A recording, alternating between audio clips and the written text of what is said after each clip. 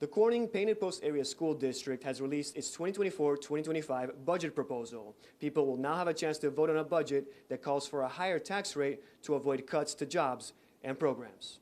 You can have an education system. It's a question of what quality do you want for it. The Corning Painted Post Area School District says it's trying to climb out of a $4 million budget hole. After making several adjustments, the district says it closed the gap to about $1.2 million. With that in mind, we would still have to make reductions. We don't like any of this still. We don't like to make reductions. You go into a budget trying to maintain everything. School business official Paul Webster presented the school board with two options: lowering the tax rate from 3.89% to 2.97%. That will mean the district would have to cut a dozen positions. They would include 9 teaching assistants and 3 school resource officers. You can see the impact of some of these things that we still have on the list that totals up to the 1.2 million range.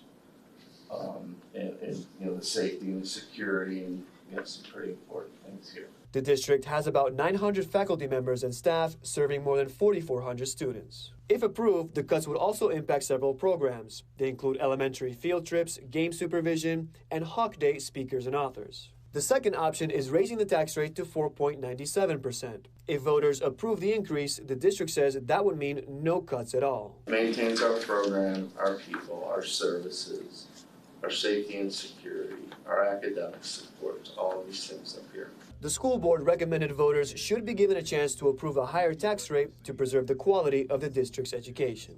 Just from a personal point of view, I don't see a big difference in those two things. But anytime you raise taxes, who wants to pay more tax? Nobody wants to pay more tax.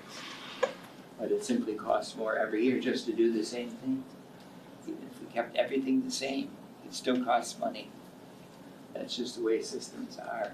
People in the audience had a chance to speak up, but nobody raised any objections. The budget proposal could be finalized in a special meeting on Friday. A public hearing will be held on May 14th. The vote is set for May 21st.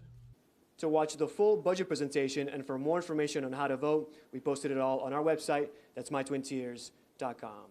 In Painted Post, I'm Nick Dubina, 18 News.